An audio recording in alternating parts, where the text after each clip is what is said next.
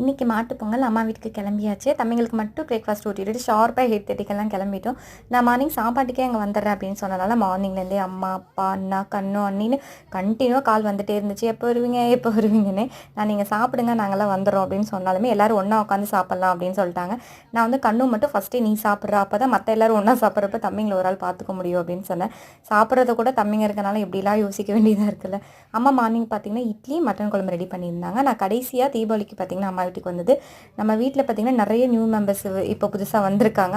அப்பா வந்து பார்த்திங்கன்னா 20 கோழி வாங்கி அதை கூண்டு மாதிரி போட்டு வளர்க்குறாரு. அப்பாவுக்கு இந்த மாதிரி விஷயம்லாம் ரொம்ப இன்ட்ரெஸ்ட், அதனால் பண்ணிட்டு இருக்காரு.